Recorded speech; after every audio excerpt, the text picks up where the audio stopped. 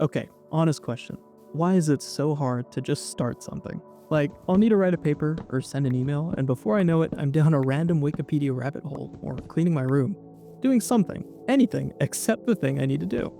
And it's not that I don't care. I do. I want to do the thing. But the starting part is like trying to lift a boulder with my brain. Turns out our bodies have the same issue. Chemical reactions, essential for life, often don't just start on their own. They need a push too. And science has its own solution. It's called enzymes. Today, I want to talk about this scientific cheat code and how if you want to get better at getting started, you should try to be like an enzyme.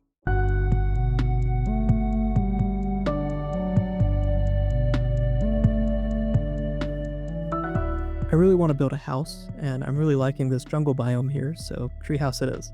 I can't remember the last time I built one of these. I'm more of a cabin guy, so let's see how this goes. Alright, let's start with the basics. Enzymes are catalysts. In plain terms, that means they help things happen faster without being used up themselves. More specifically, they take chemical reactions that would otherwise take too long and instead get them to happen in milliseconds. There's a term called activation energy. That's the energy it takes to get a reaction going. It's like pushing a boulder up a hill. That push is your activation energy. The boulder rolling down the other side of the hill is the rest of the reaction. Enzymes come in and say, hey, let me just lower that hill for you. And now it's way easier for the reaction to happen. So what's that got to do with starting your homework? Well, I think we have activation energy too. Not chemically, but psychologically. It's that resistance you feel when you want to start something, but it just feels too hard to begin. Your brain is looking at that metaphorical hill and thinking, not today. It's coming up with excuses and distractions to avoid doing something that takes a lot of effort. Enzymes don't remove the need to do the thing. They just make it easier to start. And they aren't general purpose tools either. They tend to be highly specific and catalyze only one type of reaction. And that is something we can learn from them. One of the best ways to lower your own activation energy is to make the first step ridiculously small and specific. Like absurdly small. If it sounds laughably easy, it's working. So instead of write a whole essay, the task becomes take out a piece of paper, or sit down at your desk, or pick up your pen. That's it. Just lower the hill. It becomes a lot easier to do a really small, easy task in the right direction, rather than the entire task at hand. And once you do that, something really cool can happen. Momentum can kick in. You see, enzymes take advantage of this too. They don't just catalyze one reaction and that's it. They often work in a chain of reactions with multiple different enzymes. One product is the starting material of the next reaction, and it's this whole domino effect that gets major things done in a series of small, linked events. And something that I think is pretty great is that productivity works the same way. In my experience, the hardest part is always getting started. But once you start, even if it's something tiny, it becomes way easier to keep going. Let's say you write one sentence on that piece of paper. Suddenly, you're not trying to start writing anymore. You're just continuing something that's already in motion. Alright, now something that's also really important about enzymes is that they're reusable. This is one of the weird facts from biology class that really stuck with me. After catalyzing a reaction, an enzyme doesn't get used up. It's still there, ready to go back to work. And it does that again and again. And this is so crucial to us as well. We don't just need to get started once. We need to be productive all the time, again and again. It's not just a one-time fix and suddenly you can do everything you've ever needed to get done. You need to be ready to get started anytime you have a task that you need to do. And it's important for us to be consistent. The way that we do that is by building habits and systems that help us show up over and over with less friction. A way to make our beneficial behavior repeatable. Let's say you start writing every day at the same time, or you always study in the same spot.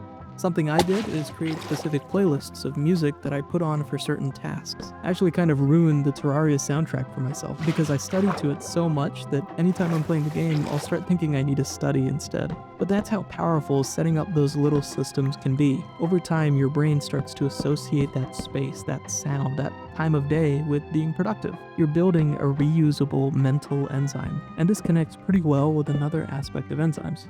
They work best in optimal conditions. Every enzyme has a sweet spot, most importantly the right temperature and pH.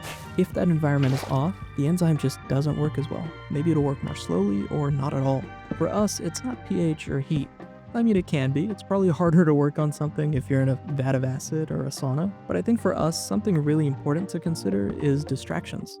Clutter, noise, lighting, even other people. It's important to not only develop systems that make it easier to be productive over and over again, but it's also crucial to develop those systems in an optimal environment.